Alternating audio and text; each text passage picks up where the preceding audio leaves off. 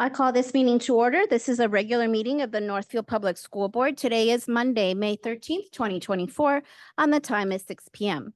This meeting is being live streamed and recorded. The recording of this meeting will be posted on the district website as soon as possible. Welcome members of the community here tonight to observe the important work being done on behalf of all school district stakeholders. Dr. Hillman, we have some items in the table file. Will you update us? Yes, we have several items in this evening's table file. We have an overnight field trip request. We have some addenda to the district youth council members for 24-25. We have a number of personnel items, including appointments, increase, decrease, change in assignment. We have a leave of absence. We have a person who declined a position. And then we also have a corrected head custodians agreement as well. So those are the items in the table file tonight. Okay, thank you very much. If there are no objections, we will add these items to the agenda as we move forward. Can I make one more comment? Yes. So I just want to point out to board members that there was a little pagination issue in the consent agenda. You'll see there's a couple of Arabic numerals that are skipped. And so it doesn't affect the part of but we want you to know we'll correct that numbering in the minutes. Okay, thank you very much. If there are no objections, we'll add these items to the agenda as we move forward. Any objections? No. Okay, is there a motion to approve the agenda as presented? Okay, moved by Jeff, second. By Amy, thank you. All those in favor say aye. Aye. Opposed? Motion passes. We now move on to the public comment portion of our meeting, and I do have some comments that I will read before I call up the first person. We have one person signed up. This is an opportunity for residents, business, and/or property owners, parents, guardians, caregivers, students, and employees of the Northfield School District to address the board. All comments to the board must adhere to the guidelines set in place by District Policy 206 regarding public comment. This is not a time to debate an issue, but only for the board to hear your comments. You are prohibited from making comments about specific students, staff, and administrators. This board respects and values input, but when it relates to a specific individual or a specific matter, this input must be heard by the appropriate personnel, including the building principal or superintendent, and not during an open meeting of the school board. You will be gavelled out of order if your comments are not in compliance with these guidelines. Please address the board from the podium. After being recognized by the board chair, identify yourself and if you represent a group. We require that you limit your remarks to 3 minutes. You are not allowed to yield your time to another person. It is expected that members of the public will address their remarks with civility and respect. Personal attacks by anyone addressing the board are unacceptable. The board has allotted up to a total of 30 minutes for public comment at a regular school board meeting. I will now begin to call those who have signed up to speak in the order in which they signed in. Vice Chair Corey Butler will be monitoring the speaker's time. He will signal each speaker with the time they have remaining at 1 minute, 30-second, and 10-second intervals. Again, please make your comments as brief as possible, but no more than 3 minutes. I will now call the first person, and it is Chris Kennelly. Welcome, Chris. Hello, board and chair. Thank you very much. My name is Chris Kennelly. I'm a Northfield school resident. I'm a proud parent of 2 Northfield school children and also a proud member of Northfield Hockey Association here and speaking on their behalf. So mainly just here to say thank you. Thank you for beginning to address this very challenging issue we have in front of us. We're in full support of the letter that's been drafted and moving this forward. Really, this is a true public-private partnership that's come forward together with the city of Northfield, city of Dundas, and school district, as well as the end users all participating in this initiative. And we think we've got the best possibility of moving this forward.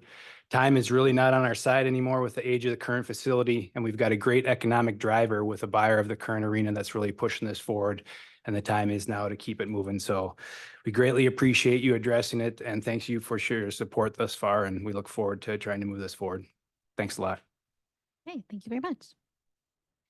That is all the individuals we have signed up, so we will now move on to our announcements and recognitions.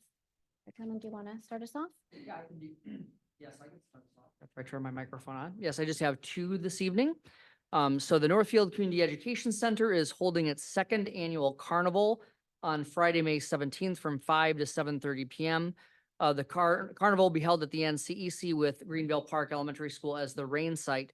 The carnival is planned by the early childhood team at the NCEC as a fundraiser for the early childhood programs. All families with children's ages 3 to 5 and siblings are invited. There will be bounce houses, games, food, and other activities. Prices for those activities begin at 50 cents. I'm really grateful to not see the dunk tank on that list because last year at this event, I was asked if I would commit to being in the dunk tank next year, which I did. I require a 365-day advance notice to be in a dunk tank, but they chose not to do it this year, so I guess that I'm off the hook. So no dunk tank, but the rest of the stuff is great. Also want to congratulate the Northfield High School Envirothon teams.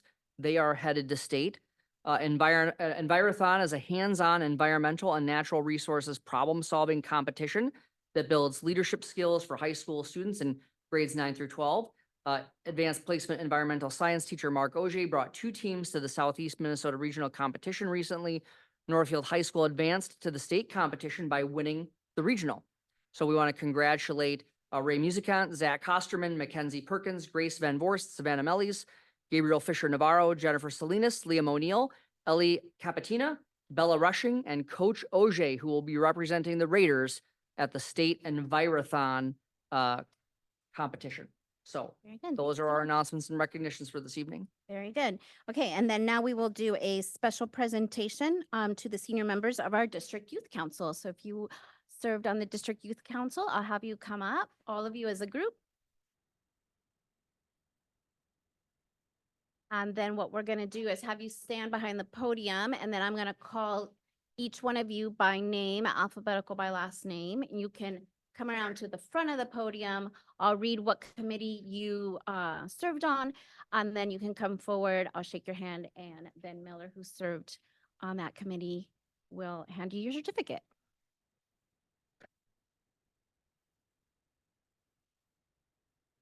Well, students, it is my honor to recognize you tonight on behalf of the school board. Your service on these committees in the district and the community have been important to us, and I know they've been important to your personal growth, and I am absolutely positive that this is just the beginning of your civic engagement, and so I just commend you alongside all of the board members tonight.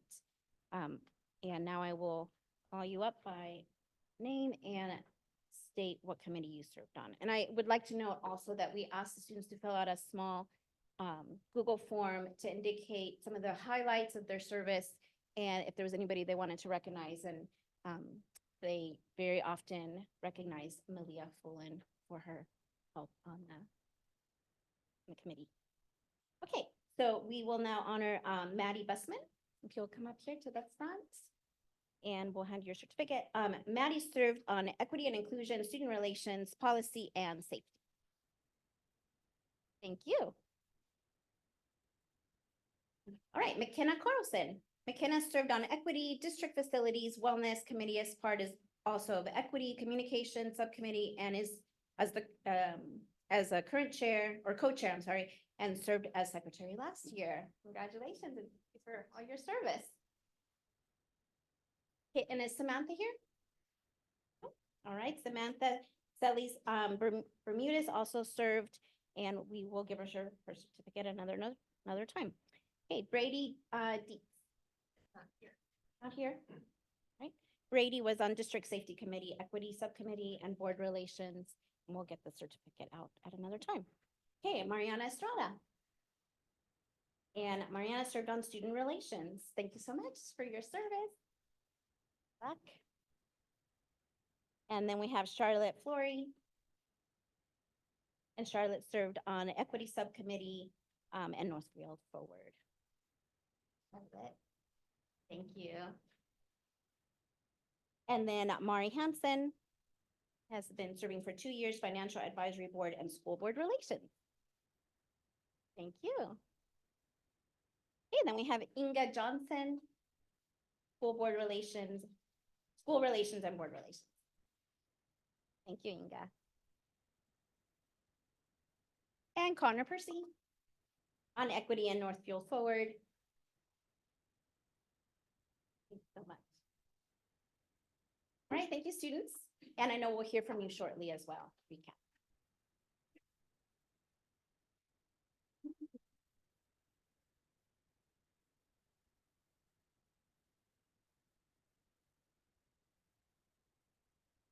All right, we are on to items for discussion and reports. And our first item is McKenna Carlson and Connor Percy providing the end of the year recap for the District Youth Council 23-24 school year. Welcome, Connor and McKenna. Hi, everyone. I'm Connor Percy, I'm McKenna Carlson. and we were your co-chairs this year for the District Youth Council. It's been a pleasure working with you all. So we're just kind of gonna go through kind of our summary of this year and our goals for next year for the District Youth Council. The District Youth Council works to facilitate connections between the school board and student body. We had 3 subcommittees this year. Equity works to promote inclusion and equality within our school, and they work towards projects involving representation of all students from all walks of life. Communications or school relations works to share our message and goals with the student body. They manage the Instagram account as well and work towards sending updates out to the student population. The Connections Subcommittee works to facilitate connections between the District Youth Council and the school board. They organize team building events and make sure that all information is translated between our groups. Next year, we plan on having 2 subcommittees, Connections and Equity. Communications will be reduced down to a single position in charge of running the social media page. Here's kind of a summary of everything we got done this year. We had district youth members sat on 10 district level committees. We had period product restock in all women and gender neutral bathrooms in the high school from September to December. Kind of transitioning into the state grants that we're getting for that now. CCR school satisfaction survey was sent out in November by our communications committee, I believe. And the DYC members also participated in community education events and assisted with tours of the high school.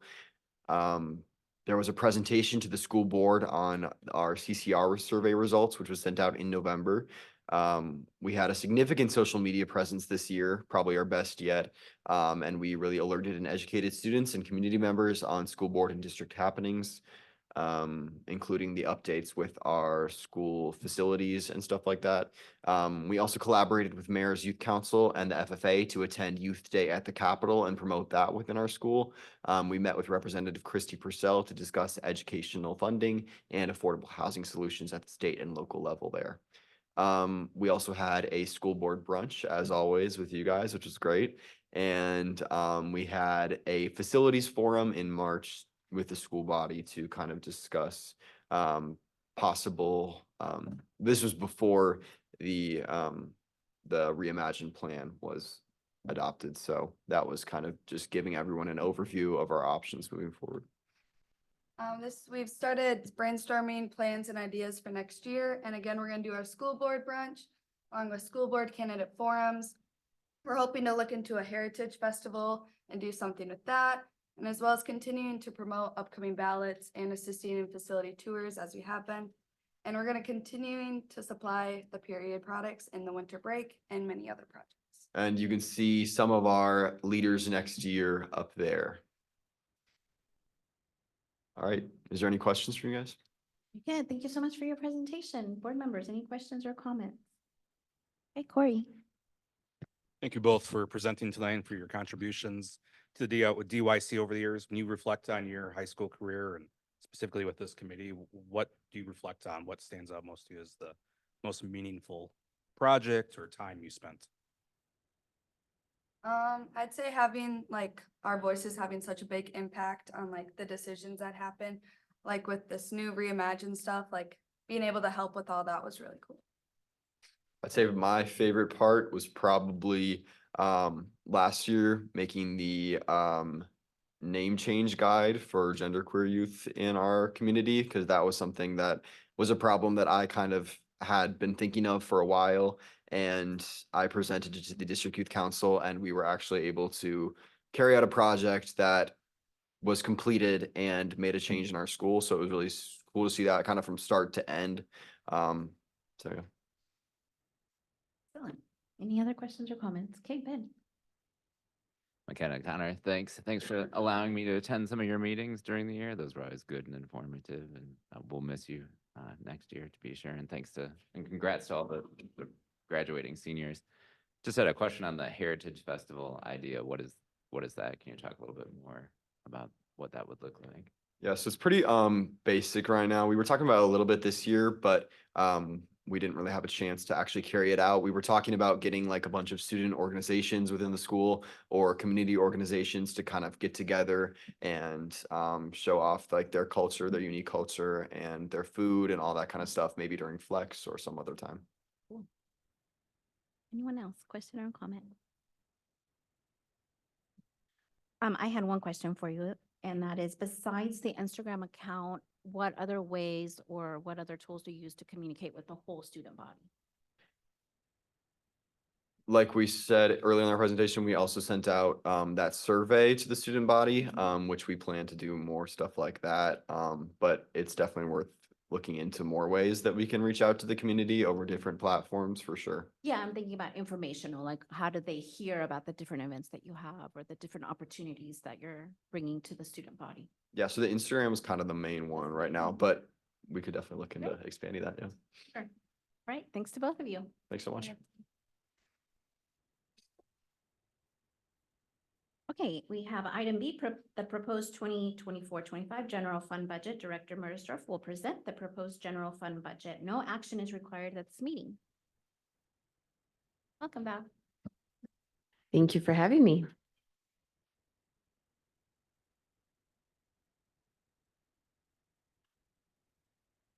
All right, so I'm going to present the 24-25 proposed general fund budget.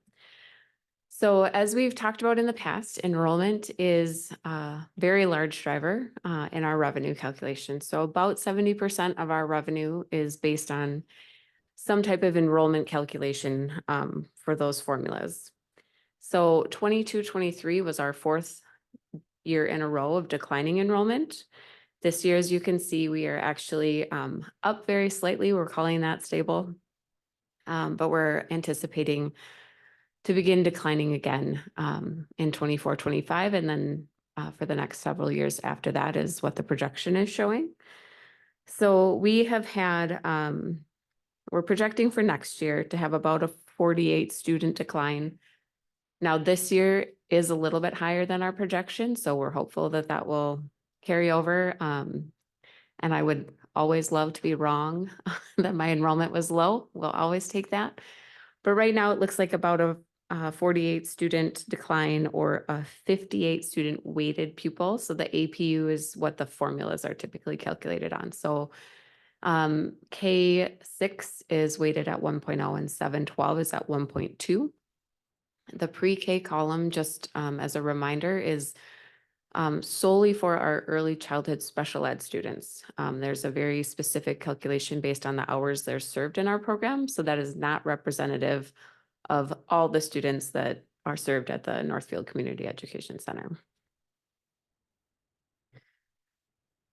One of the things that we get asked quite a bit is why are we declining in enrollment? It's the common denominator is that it's a destination district and they assume people are going elsewhere, which is not always the case. The main reason we have declining enrollment is that there's just a lower birth rate. So that is not special to Northfield or Rice County or the state. It's a nationwide trend. And so that is one of the main reasons that we are seeing declining enrollment. And the second reason is really the housing crisis. In my narrative that I included in the packet, I said that our last update had about 30 homes available in our 174 square mile school district boundaries for single family homes.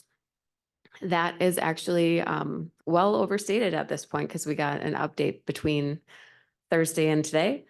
There are currently 12 homes available, over half of which are $500,000 or more. And there's currently 16 under construction, but obviously not available currently. So that's another really significant reason that we are seeing declining enrollment, not that students are just choosing elsewhere. So in terms of the revenue assumptions, the state sources is our largest bucket of money. So it's typically 70% of our budget. So we are assuming a 2% increase in the basic per pupil formula.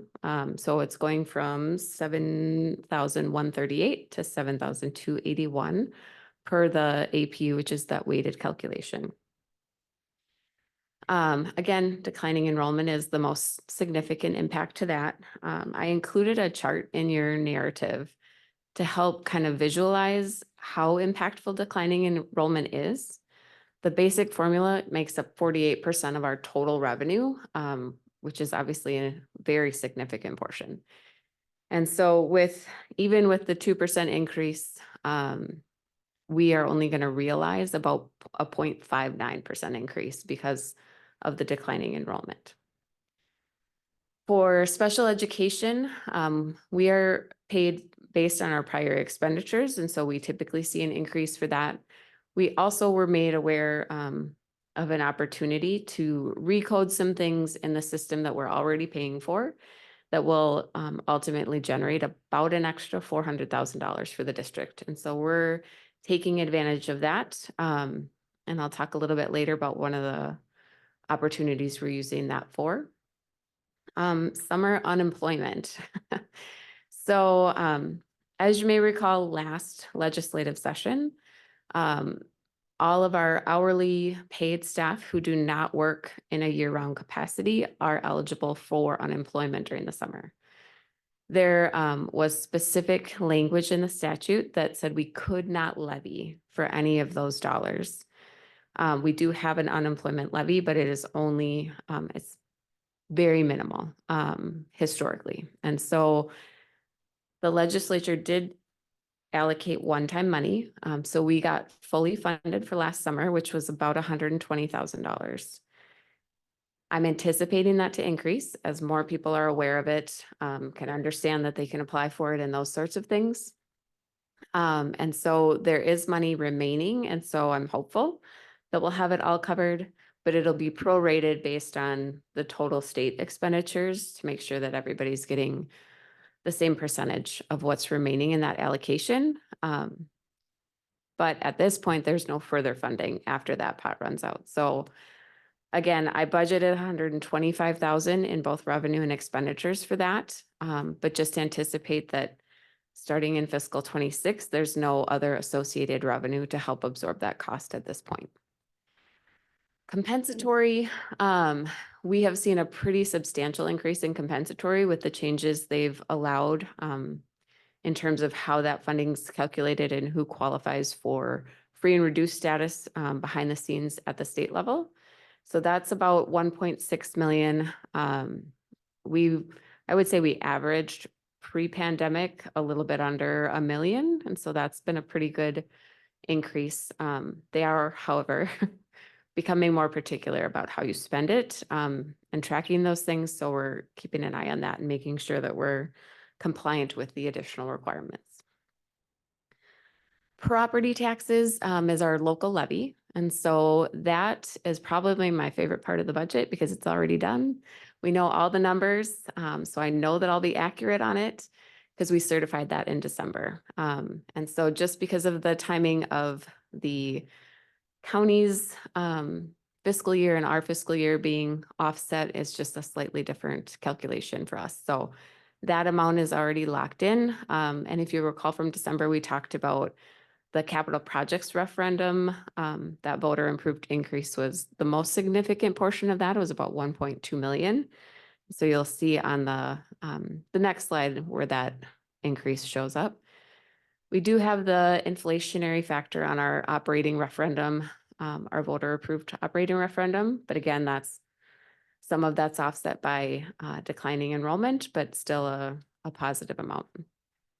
And then federal sources, in this adopted budget, I have just our standard federal programs that we've had consistently. So ESEA is our title programming and IDEA is all of the special ed funding. And so that's about 1.3 million, I think, that's on the next slide.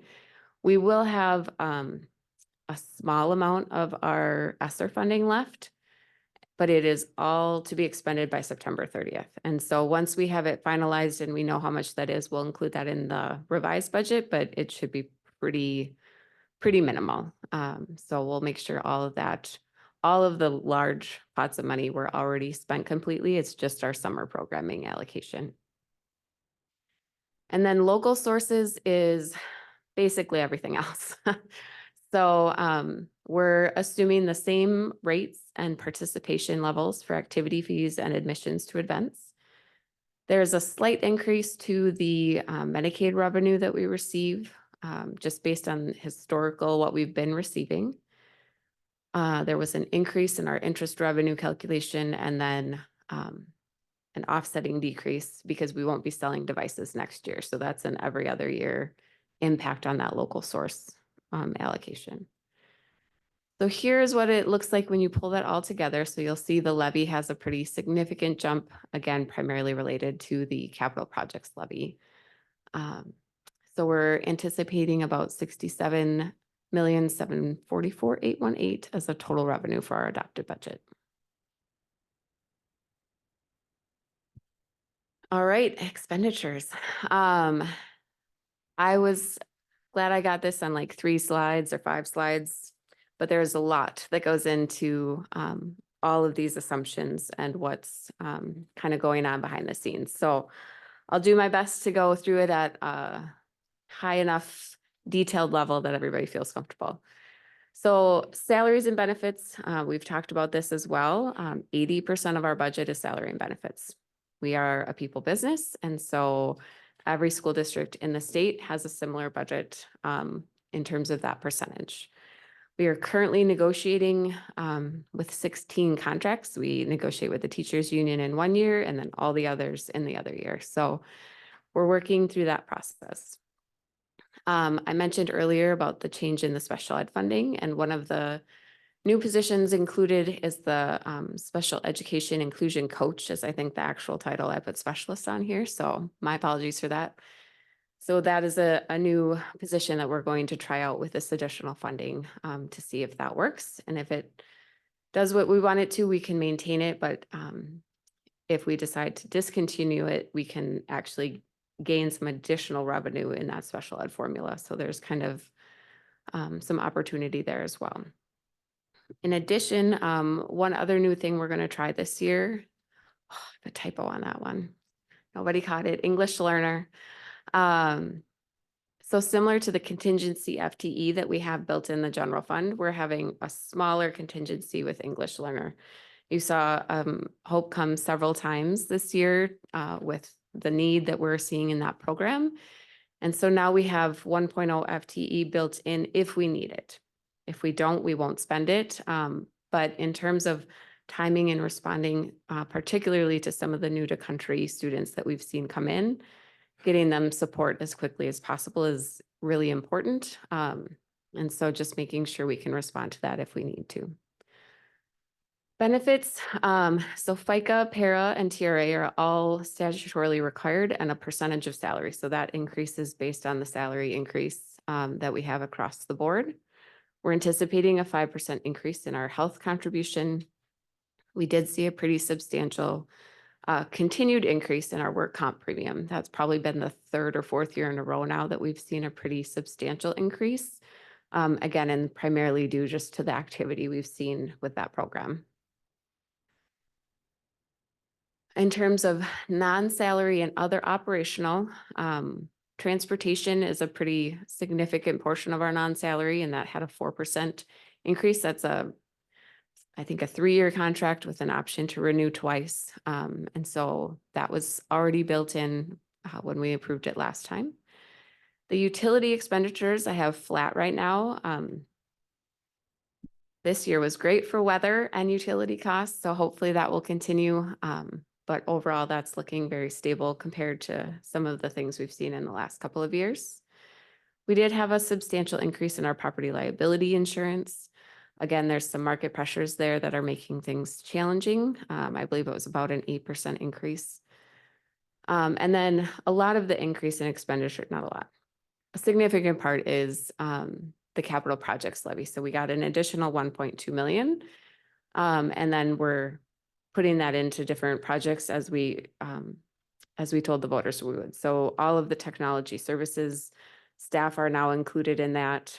So that's kind of just shifting an increase in our curriculum and instructional review cycle, opportunity for materials and things like that. So that is part of the additional expenditures as well. The fund balance goal, as you are aware, is 14%. And again, with that calculation change that we did, that is the total expenditures excluding operating capital, long-term facility maintenance, scholarships and student activities, which are all self-contained. So we're comparing that against just kind of the actual true general fund operating. And so this is what it looks like by program. So I like to say this is where we're spending the money. And the next slide is by object. And so that's what we're actually spending it on. Like people, things, that sort of thing. So this is the where. And so you can see kind of the last 3 years of audit results, where we're projecting for this year, and then for 24, 25. I will say vocational instruction is one I just want to call out. You'll see that that's kind of increased over time. And that's been a pretty intentional effort, as you're aware. We now have 4 different programs that are considered CTE approved by MDE.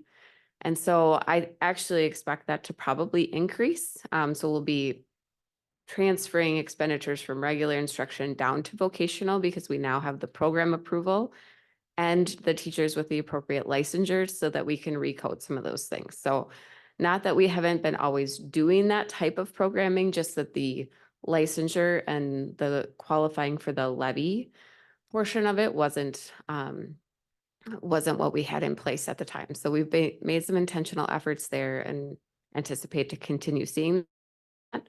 Our most recent was obviously the agriculture program that came through a couple weeks ago. So we're excited to see what we can do with that additional funding. So 66.8 million. Again, capital outlay, just as a reminder, is the equipment type things that are pulled out so that it doesn't skew from year to year, because sometimes those can get pretty big if we have big projects going on. So to provide some more consistency across years when you're looking at the program level. So this is the same 66.8 million, just in some different categories. So again, salaries and benefits, 80%. And so you can see how that trends year over year. Purchase services is things like consulting fees, transportation, that sort of thing. The rest is pretty self-explanatory, no major changes. I will say the dues and memberships, you'll notice kind of a pretty significant decline across that row. And it is not necessarily that we're spending less there. Part of that includes the, we call it the 899 code, which is basically miscellaneous. And there were all of our student activity expenditures were coded to that. And the state has come back and said we have to code them where appropriate. So if it's purchase service or supplies, and so they're just distributed within the other object codes now. So not that we're spending less necessarily, just a different way of accounting for it. And so this is what the summary looks like when everything's pulled together. So we're looking at about an $890,000 surplus, ending fund balance of about 14.9 million in total, restricted of 5.8 million and unassigned of 9.1. And again, that's about 14.35%. We're anticipating ending at about 14.26 for the revised budget.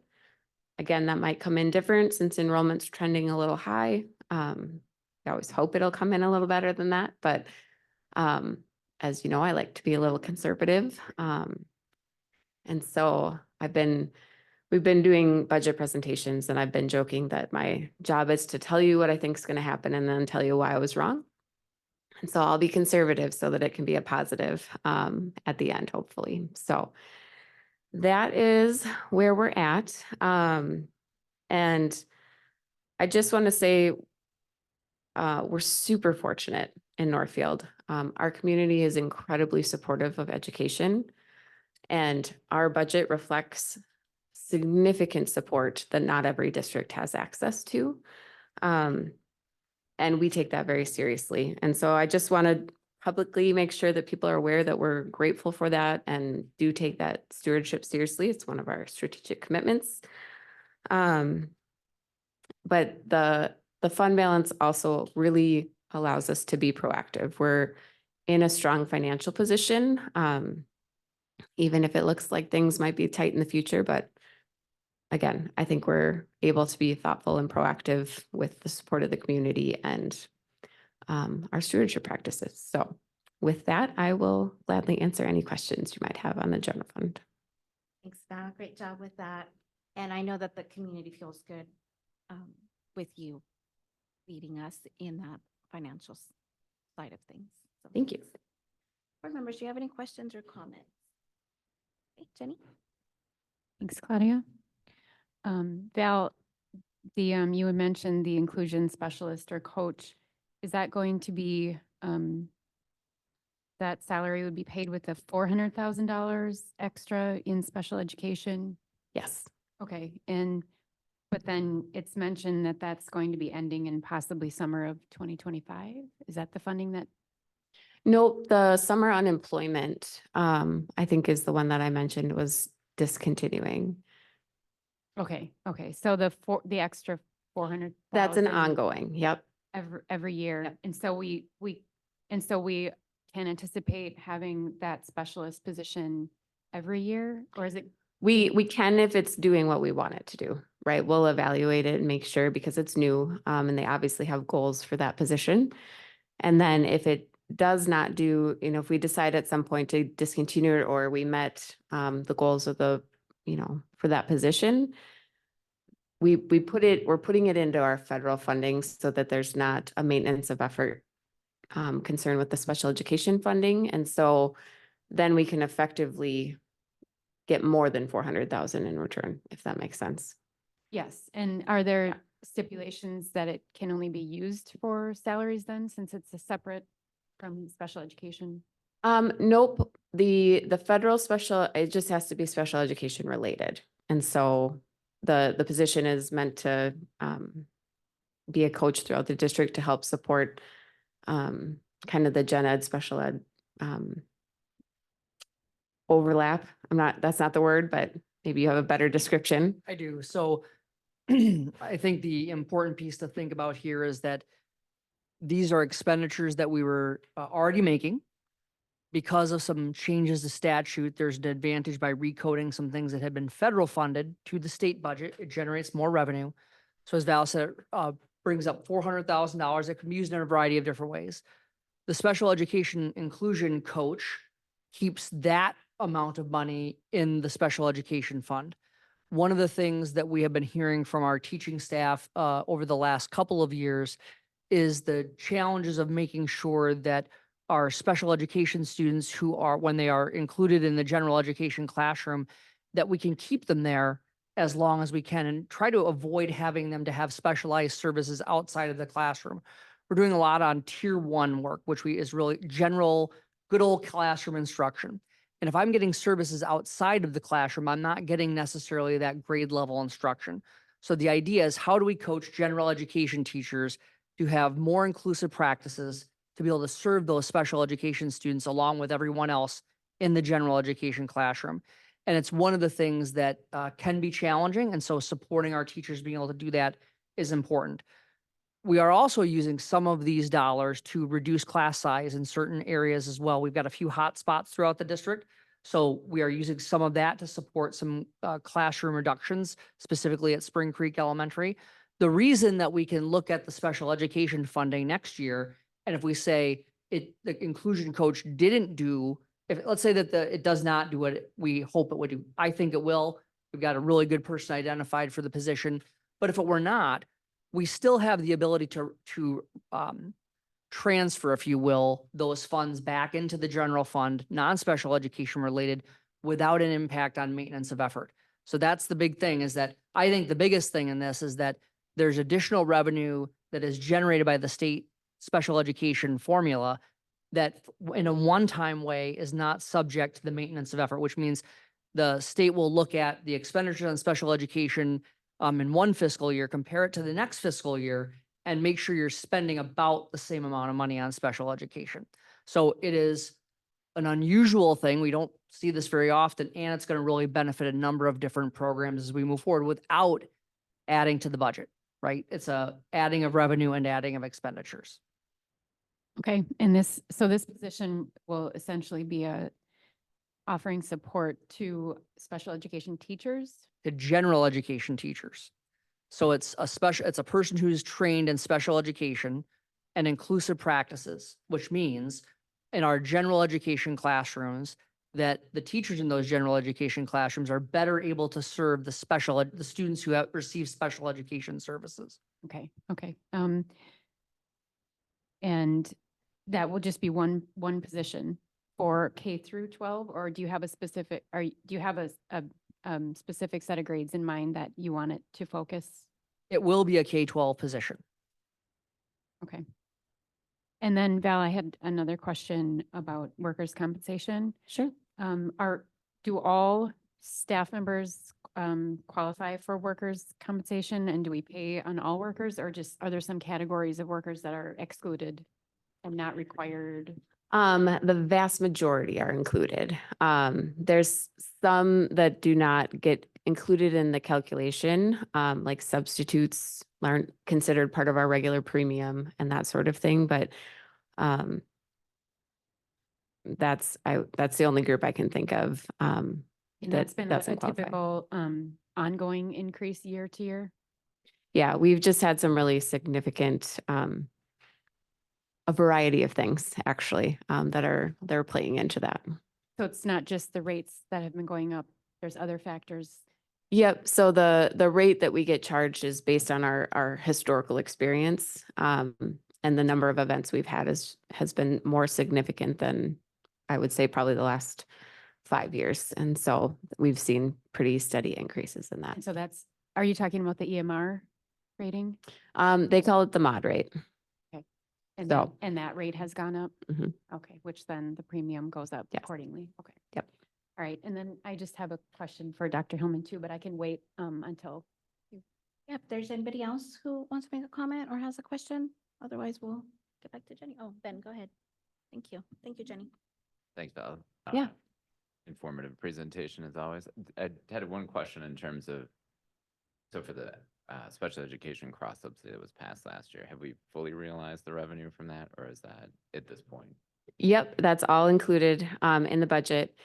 What's in here right now is the rate it'll be through 26. And then there's another increase in the statute beginning in fiscal 27.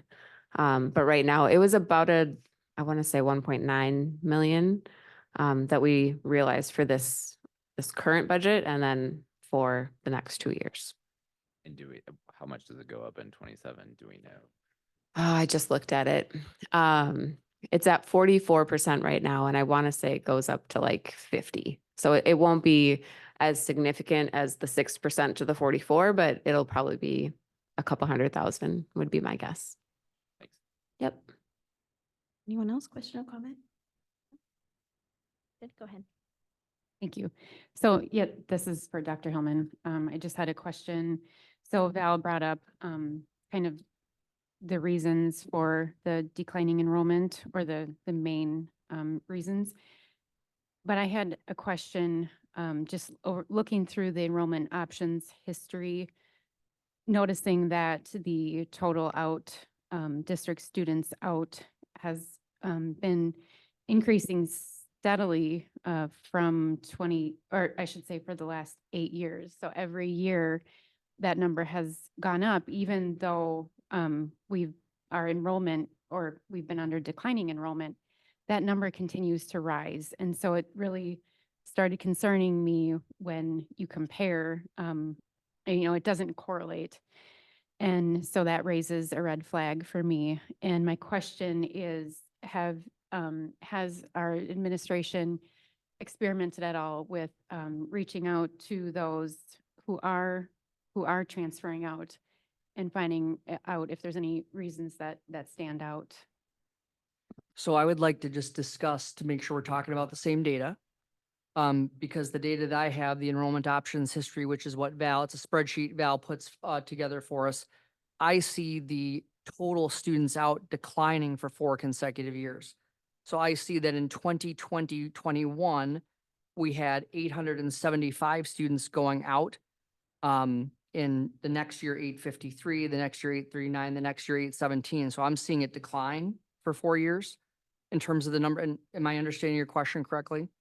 Yes, so I'm just looking at the enrollment options history. Okay, because, and you're saying that you think that the number of students going out each year has been increasing. Northfield students out, so for 2023-24, it says 287. Okay, so you are talking about, so this is an important piece because we're talking about a variety of different things. So if we look at the overall number of students going out, we are seeing a decline. So if we think about all of it, we are seeing in the high water mark most recently was in 2020-21, when 870 total students, 875 total students chose something else. That declined to 817 this year. That's if you include everything. You include private school, you include homeschool, you include charter schools. If you look at the traditional Northfield students out, you are seeing, you're right, you're seeing in that number, you're seeing a 4-year increase. While at the same time, we are also seeing a 4-year increase on the non-resident students coming in. So you are right in terms of we have more students who are going out since 2020, 21 in traditional public school open enrollment, increasing by about 50 students over that same time. We've also increased in the non-residents coming in over that period of time. And when we look at the bottom line, the total students between all of those things going out is less than what it's been. But if we focus in on the specific parts about the Northfield students going out to traditional other school districts, you're seeing the largest increase right now in the other.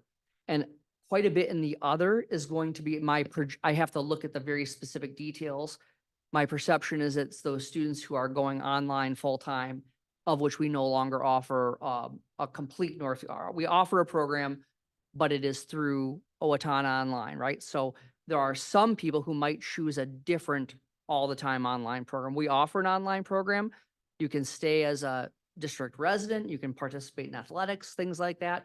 But I would have to dig into that largest year over year piece from last year to this year was other, and I would just need to look into more of that. Okay, yes, you're right. I was speaking about the traditional schools and the numbers going out. And the biggest concern being Randolph, and that has been a steady increase. And also too, one thing to note is that although, they're very close by, and so they're operating under the same, birth rate and housing crisis and issues as we are, yet their enrollment has increased for the past 6 years, every year.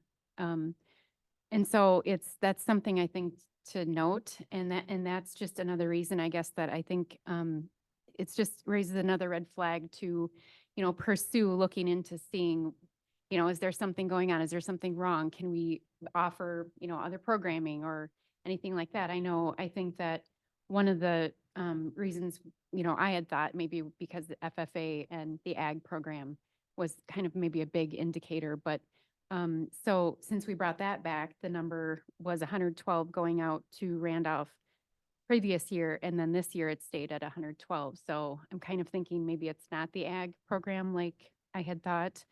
And so I'm very, very concerned about that because their enrollment is increasing and ours is, decreasing. So I just feel like it's time to address that issue. Thank you. Yeah, and I can offer, you saw larger chunks in 2020 and 2021. And what we know is that was when you saw a lot of open enrollment in Minnesota based upon how families wanted the pandemic restrictions for their family. So I know for a fact that in 2020, 21 and 2021, 22, the difference in school districts' approach to the pandemic, which thankfully is now in our rearview mirror, that was the major driver. I do think that the ag program was also a major driver for some time before that. And I think the stabilization of that this year says something. And I think we'll be very interested to see what we look at next year. We know that we just chartered our FFA for the first time in 33 years. And we're hearing a lot of positive feedback from Northfield ag program families about the level of programming that they're seeing in Northfield. So we will certainly see some of that. Randolph is also a unique district, right? It's a very small district in Dakota County. And you will see open enrollment from other larger districts. It's not just us, right? And in fact, they have quite a bit of open enrollment from a lot of districts around them. So we could certainly talk in more detail about that. I think next year's numbers will really tell us, because once people transfer that open enrollment in 2021, 2020, 21, and 21, 22, I think people stayed, right? After, if they made a change, they had their kids stay. I think the fact that it's stabilized this year says something. And then I think as we see for next year, I think that that will really be a telltale sign. For a long time, what we would hear from people who chose Randolph was they preferred the much smaller environment than what we are able to offer. Some of it was the ag program. Some of it, frankly, was people who lived in that side of the school district. They were close enough to the border. In some cases, it was just as convenient for them to get there as to here. So we'll certainly do a deeper dive. My perception is that next year's numbers will also tell us a pretty significant story. Okay, thank you. Any other questions or comments? Thank you very much, Val. Thank you. Item C is our policy committee recommendations, and Dr. Hellman will present on the policy committee's recommendations for policies 533 and 809.1. The board will be asked to approve these at the May 28th board meeting. Yes, we have two policies that we're asking you to consider updating at the next meeting. The first is the wellness policy. And this wellness policy is something that we're required to have. And the major driver for the change in this policy is that the required policy really was focused on student wellness. But for many years, we have also had a separate standing staff wellness committee. And as we have been working on streamlining and making things more efficient and understand that all of the people that we serve, students and staff, that wellness is important to all of our stakeholders who are here every day. The proposal had come forward to be able to merge this policy so that it's both staff and students being addressed as part of the wellness committee. That's the essential real driver. You'll see, for example, in 2B, you'll see that it says should promote student and staff health. So we're going to combine those two committees into one and have the policy oversee all of it. The other piece that I'll show you that the policy committee made a change on is because of the universal meals or the Minnesota free meals for all program. We're just adding under the physical activity portion. Remember that a student's national school lunch program free or reduced lunch status allows them to access scholarships. So even though there are free meals for all students, the students can still qualify for scholarship or other funding based upon where they would qualify for the national school lunch program. And of course, we want to make sure that there's no stigma associated with that. So this just really focuses on making sure. Before it was in the lunch line area, right? We'll reduce stigma when students are getting lunch, like in the days when people would have tickets, different color tickets, things like that. This is really just moving this segment or this sentiment, if you will, to the physical activity category, just to make sure that we want people who would qualify for free or reduced lunch if we were in another state to be able to get those scholarships, and that we reduce any social stigma that might be associated with that. So that's really the major updates to that particular policy. Also added something about publishing a process to accommodate dietary restrictions related to allergies and other intolerances, just so families know where to look. How do I get information about how I can get accommodations for my student should they have an allergy or an intolerance to some other kind of food, if that makes sense. So those are the changes to that particular policy. 809.1 is our sponsorships policy. And last year we started this. This year we're starting to see some traction with sponsorships. So I'm going to give you an example, and in the policy, we're asking that you modify it so that the director of finance and the superintendent of schools are able to negotiate any sponsorship agreements that are less than $25,000. Anything more than $25,000 would be approved by the board. The reason we're asking to have that level in which Val and I can do the negotiations is we are starting to see traction on smaller kinds of projects. By way of example, we have a local business that is willing to help sponsor the replacement of the scorer's table in the gym. So that is something that would have typically cost us money. We would not have recouped any kind of revenue for it. And because we have the sponsorships policy and we are able to allow for advertising on that scorer's table, this local business is willing to agree to a multi-year payment of $4,000 per year to be the sponsor, if you will, of that scorer's table. Now, clearly that will pay for the table itself, and then we would be able to resell that space after that agreement area would be up. That's a fairly small thing, and in the course of how sponsorships work, it would be good for us to be able to seize on that opportunity and continue through with the process. Our board meetings, our business meetings are twice a month. It's just not conducive to that kind of quick work. And we think that actually the engine of the sponsorships are going to be what I would refer to as a bunch of singles as opposed to one grand slam, right? We hope to get a few grand slams over time, but if we can do some of these smaller things, the amalgamation of all of those things are going to make a pretty big difference for us. It's going to allow us to accelerate replacement of things that we might not have been able to do before because of the sponsorships. So we are asking you to simply give Val and I the opportunity to be to the direct negotiators for anything under $25,000. Those are the two policies. Okay, thank you so much. Board members, do you have any questions for Dr. Hellman? You have a question, Jenny? Yes, or maybe this would be for Val. How many sponsorships have been greater than 25,000 in our history? Well, this is a pretty new policy. So to date, we've only done one. And it was $20,000 for the middle school pool scoreboard. So we have probably, I would say 4 different things that we're actively working on, 2 of which would be over and 2 of which would be under. So there's not a lot of history to go on. Okay, I was hoping for more, but Yeah. it's fine. All right, thank you. Yep. Anyone else, questions or comments?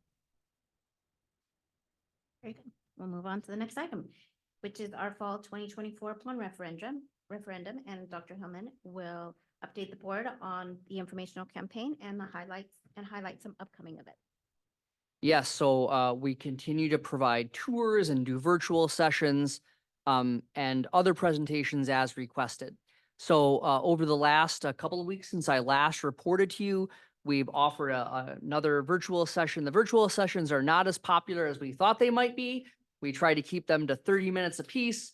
We've had a couple during the day right now. We've had from 12 to 12:30 trying to hit that lunchtime. We've had one on a Sunday night so far. And so far through those 3, we've had a grand total of 1 attendee. So we've got another one coming up. And as we said, after the first few months of the informational campaign, we'll reassess, what are the best ways to do that. So this week, what we have coming up, and actually last week, just to share, we did move our Rotary presentation. So we were originally scheduled to present to Rotary in late June. They had a cancellation in their speaker schedule, so we were able to move up to May 2nd. And that's quite a significant group. I would assess there's probably 100 people there, and really great interaction, great engagement. We continue to do a variety of different pieces, including a quarter sheet or postcard size. They're postcard size documents that we hand out at certain events. So by way of example, these were on the tables at the Cinco de Mayo event, which was really well attended at Northfield Middle School. If you attended the the spring play, there was an insert in each of the programs. So these are the kinds of different ways that we're trying to help make sure that people are aware of what's going on. We have 2 tours this week. So again, please make sure that we encourage people to come on the tours. We have a tour tomorrow from 4 to 6 p.m. Again, you gather in the media center. You enter at door number 10. You come into the media center. We have a short presentation. We give the tour Q&A at the end. So there's a tour tomorrow afternoon. There's also a tour this Saturday, 9 a.m. to 11 a.m.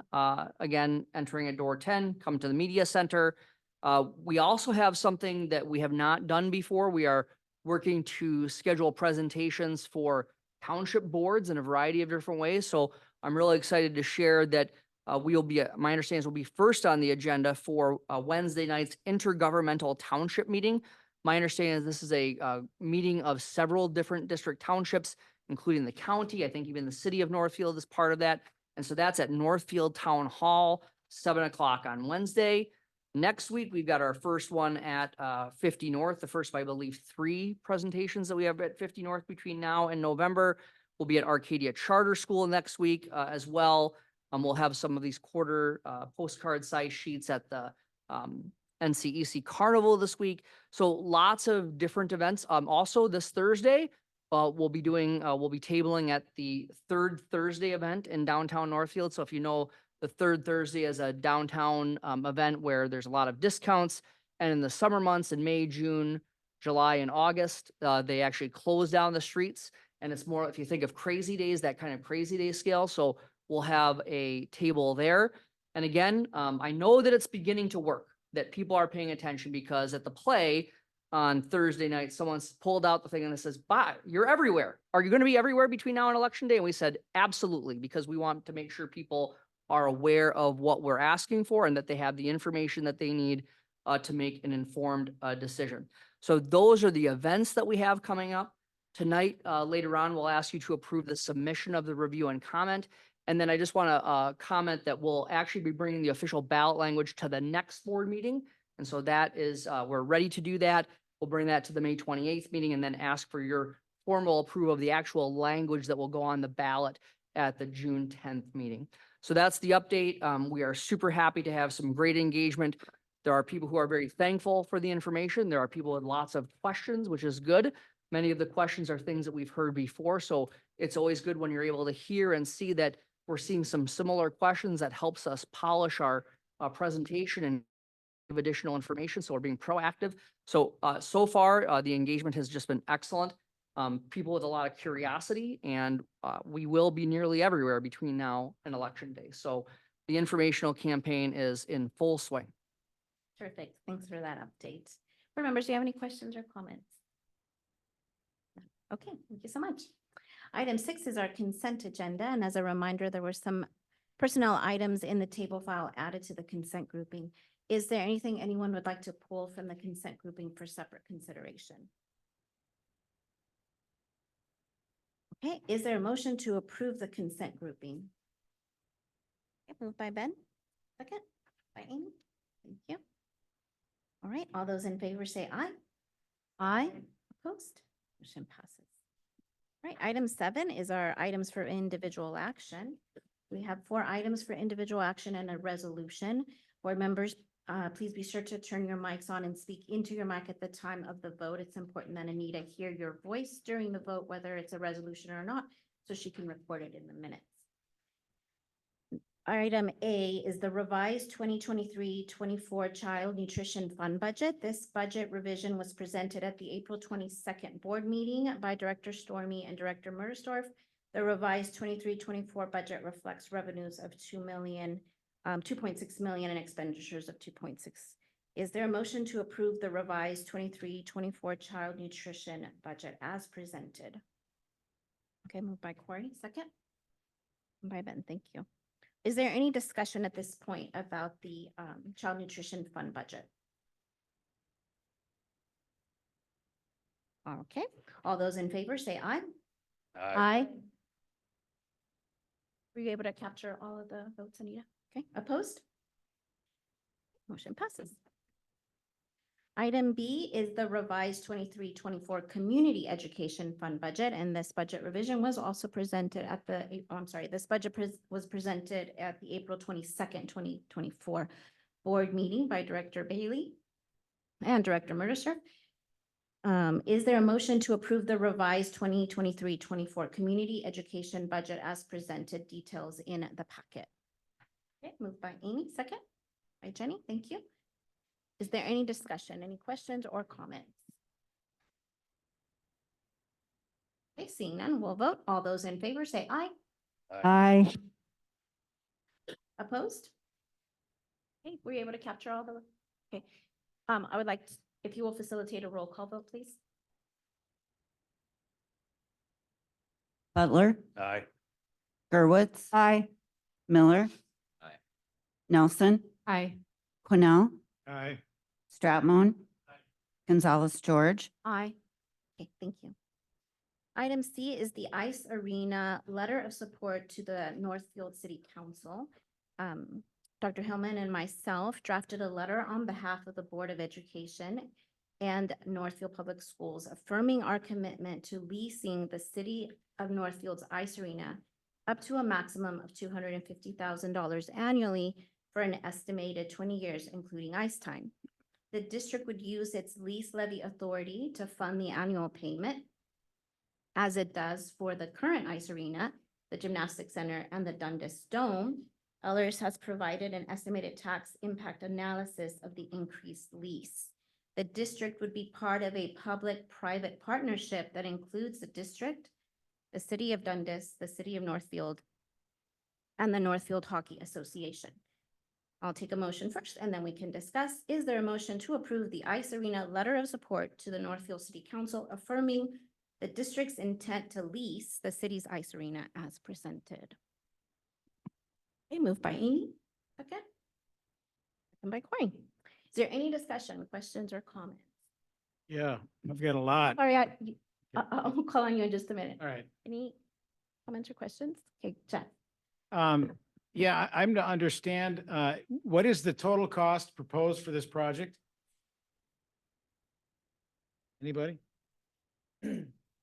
The total cost is still being determined by the city council. I think that they are looking at a couple of options ranging from it sounds like they're going to land on the $21 million new single sheet option. And am I to understand that this is not going for a vote for the Northfield people? Is that true? So I wonder too, if these are questions that we can answer, or these are questions for the city council.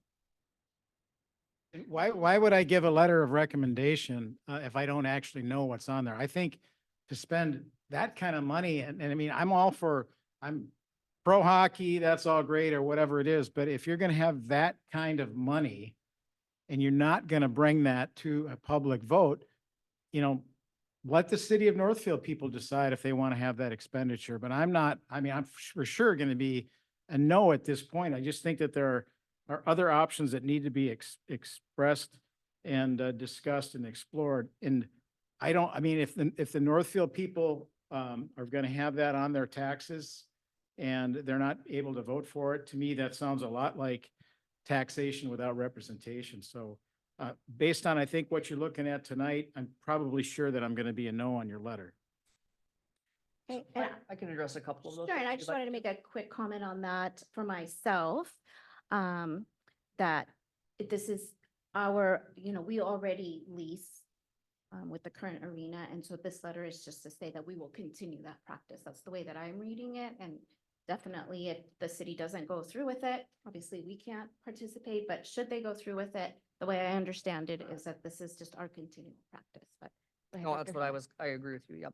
And If then, there's anything else you wanted to add, Dr. Hillman? No, I would simply say the way that the council determines to move forward with this is the council's business. What we are saying is that we are affirming our desire to continue leasing the arena and understanding that if they choose to move to something new, that obviously our lease would increase. So the city does have several options of how they could choose to move ahead.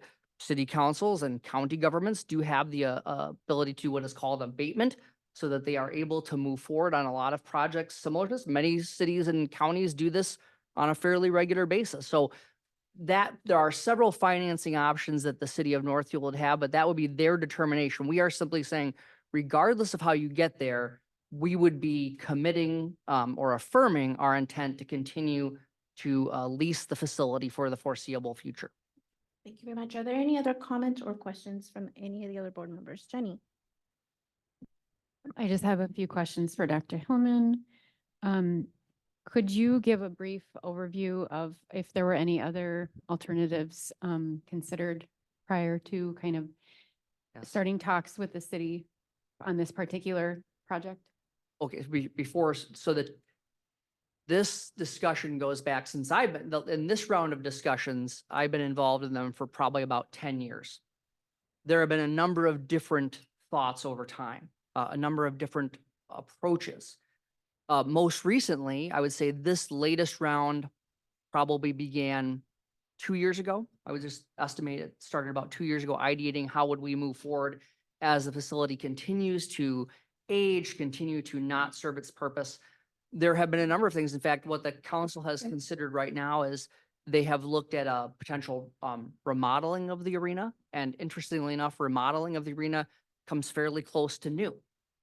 So it's an interesting piece just of how much work has to be done there.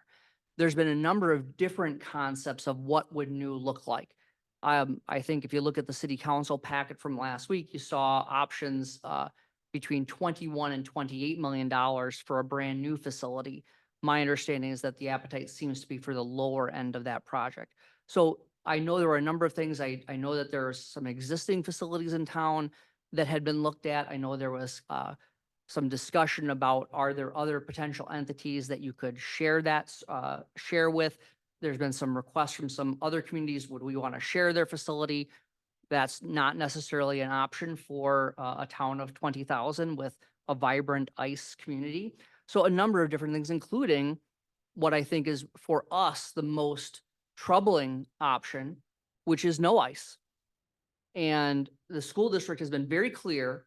The reason that we are willing to look at our letter of affirmation is that if we do not have ICE in this community, we know that students will leave, right? We talked about the declining enrollment. We talked about some open enrollment options. And it just is fact that we know that a number of students and their families would choose something else because of their passion for this particular sport. How many is up for debate, right? There are some estimates it will be as much as 200 students who might leave. We are a little more conservative, and if 100 students left the district with no ICE in the community, we'd be losing $1 million, or we would have $1 million less in revenue each year.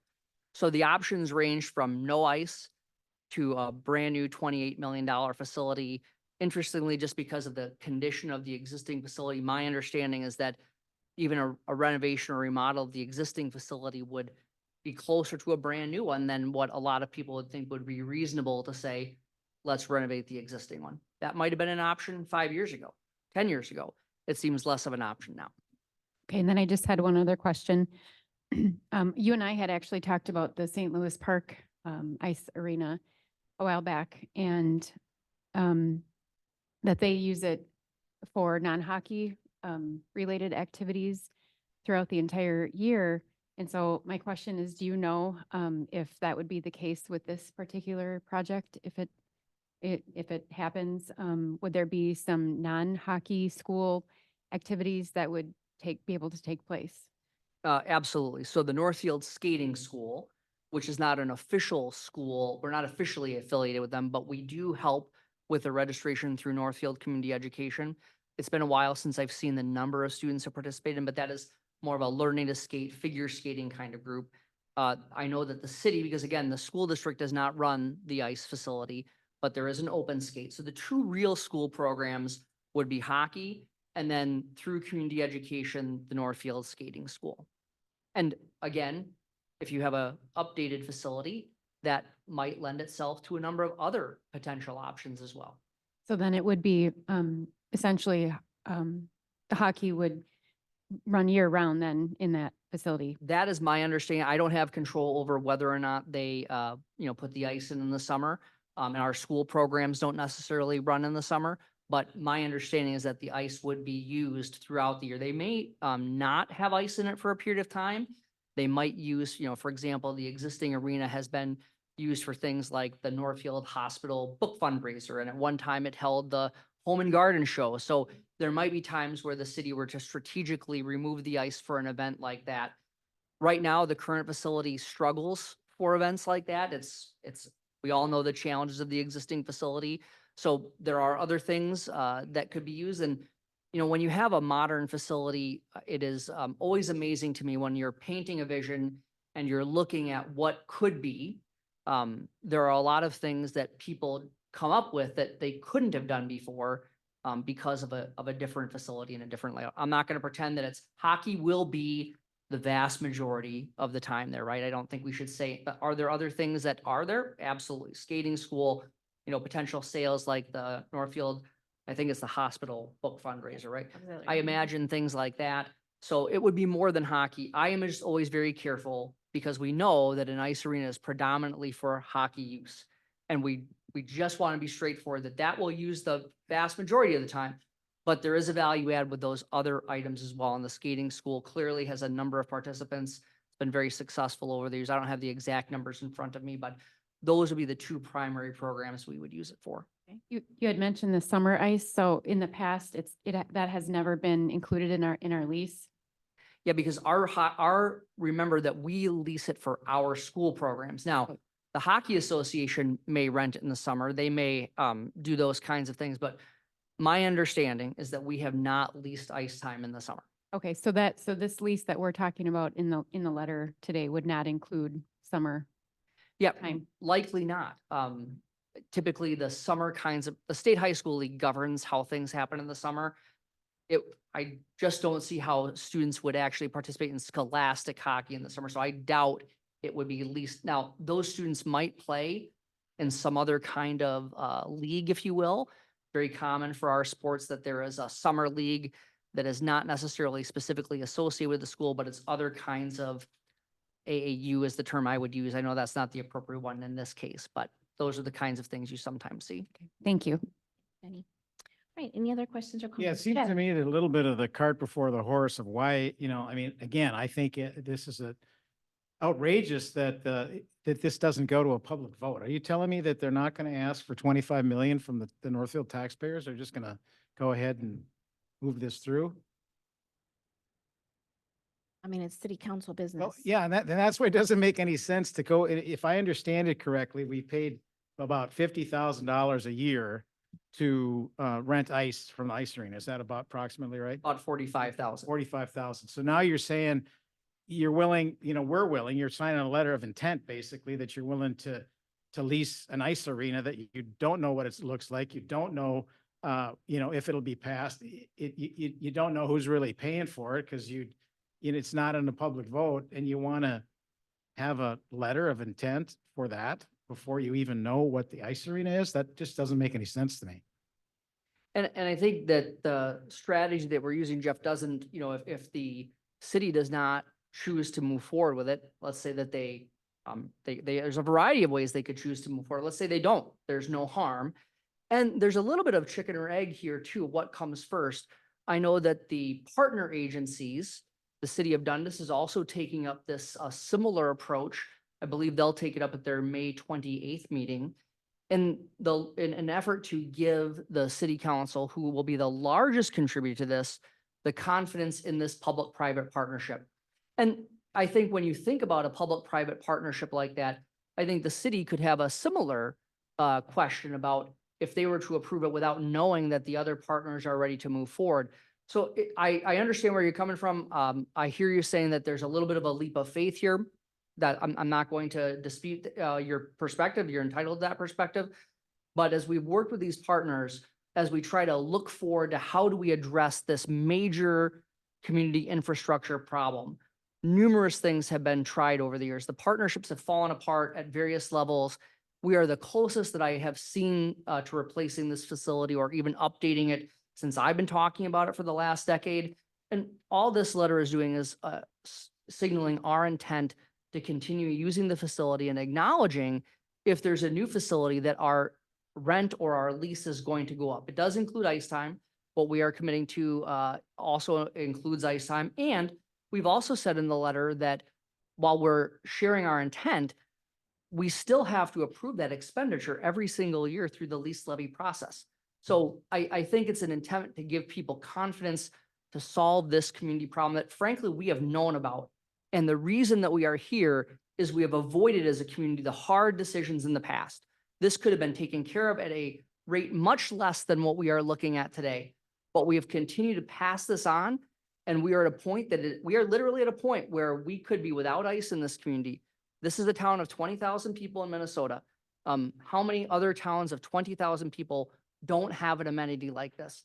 We will not own it. We've been very clear. It is not appropriate for the school district to own it. This is typically a city function.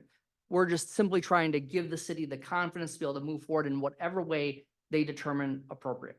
Thank you. Jeff, do you have any more? Yeah, I just think, I mean, I'd like to see the city step up and say, even if you wanted to say something with their language in there, like a real estate deal, if they want to move forward, it contingent upon settling a lease. I talked to a very, very high public official, and I won't name the name, that when we were going through all of this with the YMCA, and I said, what do you think of public-private relationships? And he basically said, well, they typically start out really good, but they don't end that well. So I mean, I think whatever goes on here, that I hope whatever the partnership is, that it works well and goes well. But I just have a hard time saying, if you're going to put big money on the tax rolls of the Northfield people or whoever people, is that they get to vote on it, yes or no. So with that, I'm done.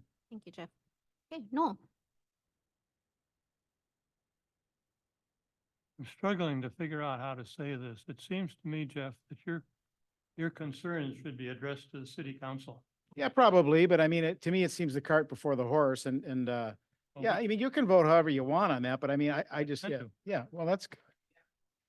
I'm not here to argue with you, Noel. I'm just telling you that I would like to see more facts on that before, move forward. I just think that there's a lot of other options to discuss and explore. And, I just don't see that leadership necessarily from the city council that, hey, here's the proposal, we're gonna put this on the ballot, and here's what we're gonna do. To me, it seems a little wishy-washy. And again, you're right. It's a city council issue and not a school board issue. Thank you, Jeff. Noel, do you have a question or comment for Dr. Hillman? Yeah, I gotta put my thoughts together here. Okay. It seems that we have a significant number of hockey families in this district. A large number. And I can speak from my son's experiences when they moved to Brookings, South Dakota, what significant hockey was to them. I think this is the case where we're supporting kids that want to play hockey. And if we don't support the kids that want to play hockey with part of our program, they'll play hockey somewhere else. And if we do, we'll lose a significant number of amount of revenue for the district. Thank you, Noel. Anybody else have comment or question? Ben?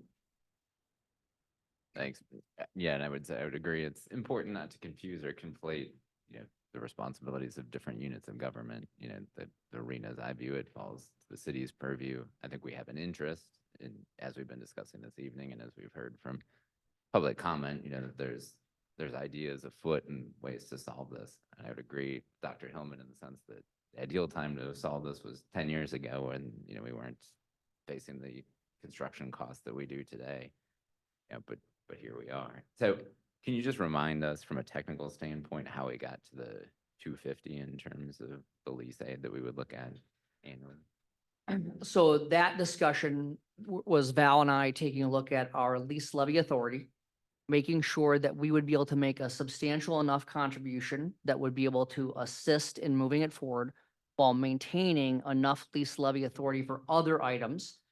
If we go forward with this and it all works out as people have identified, we still would only be using around total. Right now, we use just under 20% of our lease levy authority. We'd rise to about 47% of our lease levy authority. So still plenty of room. We don't use this for a ton of things, right? So we have room within the law to be able to do this of what we're allowed to do every year. We looked at the various governmental and private entities, looked at what each were able to support. We felt that this was a substantial enough investment over the period of time, not a one-time cost, right? But an installment plan, if you will, over 20 years. So it was really looking at what could all of the partners potentially support, what seemed reasonable from our perspective. So there were a variety of different, at one time, $300,000 was discussed. We've been asked, could we do more than this at this time? We've said, no, this is what we have deemed, we think to be reasonable to help move this project forward over the next 20 years. So I wish I could tell you there was a specific, it was really when you're in a partnership, you look at what are the negotiated factors of how we can move a project forward, keeping our interests in mind as well. And I feel that we've landed about as good of a place as we could. And Amy?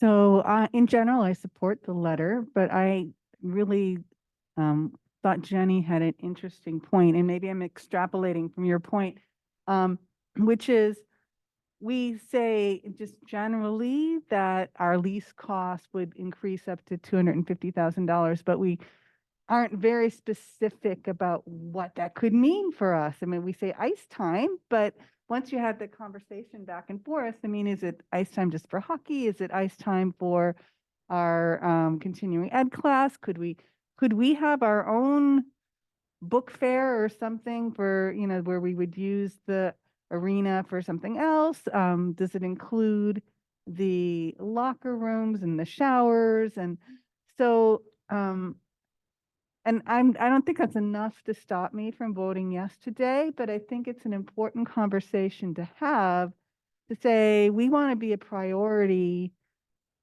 user of this facility, and we want to have flexibility in when and how we can use it beyond just hockey. So I'm just throwing that out there, that I think we still have some leverage to negotiate even more, because as you said, if we get a new facility in town, all of a sudden there'll be a lot of new ideas of how to use it. And I don't want to be seen as a cash cow by the city where they start nickel and diming us. Well, if you want to have this event, it's going to be another $1,000. And if you want to do this, it's another $1,000.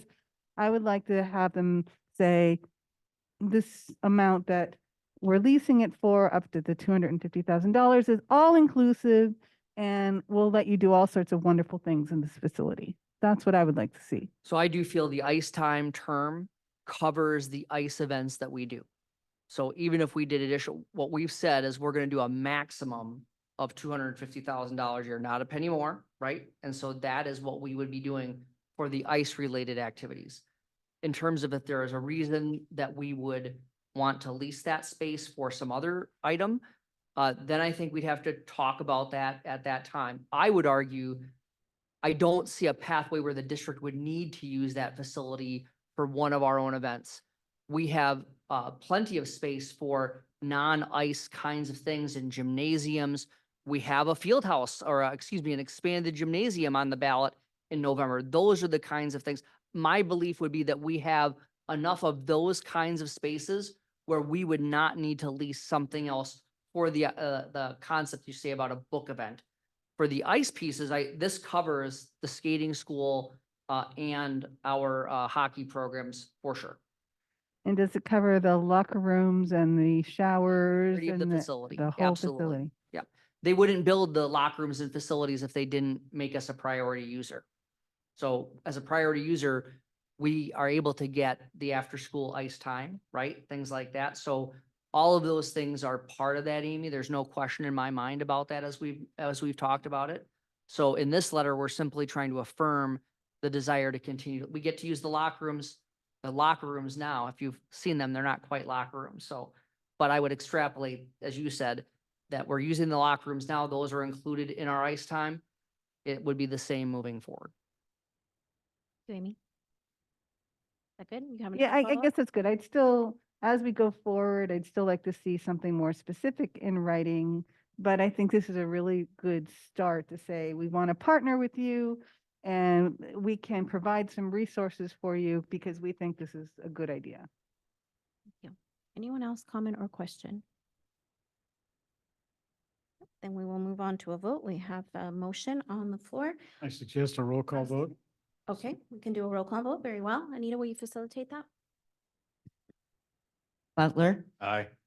Gerwitz, Aye. Miller. Aye. Nelson, Aye. Cornell, Nay. Stratmon, Gonzalez, George. Aye. Okay, motion passes. Okay, item D is the review and comment submission to the Minnesota Department of Education. The district must submit a review and comment document to the Minnesota Department of Education related to the fall 2024 bond referendum. And we have collaborated with Wold Architects and Engineers to finalize that review and comment document that will be submitted to MDE for approval. And the board reviewed this document at the April 22nd board meeting. I move that we approve submitting the review and comment to the Minnesota Department of Education in preparation for the November 5th, 2024 bond referendum election. Is there a second? Good, Mike Corey, thank you. Are there any comments or questions from the board members? I just want to point out, we have Sal Bagley from Mold Architects and Jeff Seeley from Ellers here as well. Very good, Should thank you. people have questions for them? Sure. Anyone have question or comment at this point? No? Okay, then, all those in favor say aye. Aye. Opposed? Anita, did you capture all the votes? Did not. Okay, will you facilitate a roll call vote? Butler, Aye. Gerwitz, Aye. Miller, Nelson, Aye. Cornell, Aye. Stratmon, Gonzalez, George. Aye. Okay, motion passes. Okay, finally, we have a resolution in our items for action, and this is the discontinuing and reducing educational program. The resolution is approved by the Board of Education annually as part of the legal process for reducing or discontinuing the contracts of licensed staff. Details are in this meeting's packet, which is posted on the district website. Is there a motion to approve the resolution discontinuing and reducing educational program? Okay, moved by Jenny, second by Ben. Is there any discussion, question, comment from any of the board members? Okay. Anita, will you facilitate a roll call vote for this resolution? Butler, Aye. Gerwitz. Aye. Miller, Aye. Nelson, Aye. Cornell, Aye. Stratmon, Gonzalez, George. Aye. Okay, motion passes. Thank you, Anita. Okay, item 9 is our items for information. And first up, we have the enrollment report. Dr. Hillman will review the May 2024 enrollment report. So as you'll see, the May 1st enrollment report, the grand total excluding early childhood and the ALC independent students is at 3,783. That's 9 students ahead of the projected 3,774, down a little bit from last month. And it is not uncommon at this time of the year, as things are sorting out with some students, what we're seeing this time of year, some students moving online, some students moving. You'll see there's just a handful of students for a number of buildings. You'll see more so at the high school. That could be as students shift to the ALC. The ALC numbers can change as students qualify for graduation at various points. So not uncommon to see those things at this time of the year, but still above the annual projection by 9 students. And then I want to point out, as you'll look at the class sizes, not much different from last month in terms of the elementary school class sizes. So that is the enrollment report for this evening. Board members, do you have any questions or comments for Dr. Hillman? None at this point. Okay, thank you so much for that. Item B is our graduation information, and the ALC graduation is scheduled for 6 p.m. on Friday, May 31st in the middle school auditorium. And our Northfield High School graduation is scheduled for 2 p.m. on Sunday, June 9th at the Memorial Field. Board members should meet at the high school office 30 minutes prior at 1:30 p.m. on Sunday, June 9th. Looking forward to that.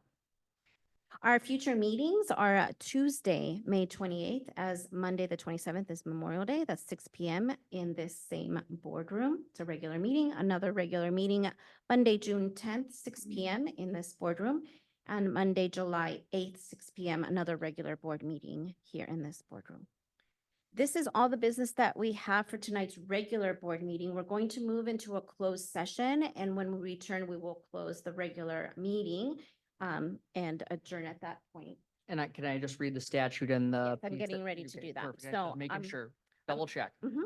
I'm going to invite members of the public to exit so that we can conduct a closed session for the sale of property as allowed by Minnesota Statute 13D.05 sub 3C. This meeting will be closed as permitted by Minnesota statute to discuss the sale of district property parcel number 17.11.3.75.021, land area of 13,642 square feet. So if we can have members of the public, please exit, we will move into our closed session. Okay, can I have a motion to, I'm sorry, I'm not able to engage with you at this point. We're going to be moving into a closed session. Can I have a move, who will move into the closed session? Okay. Moved by Corey, second by Amy. Okay, all those in favor say aye. Aye, opposed? All right, we are moving into a closed session. Thank you.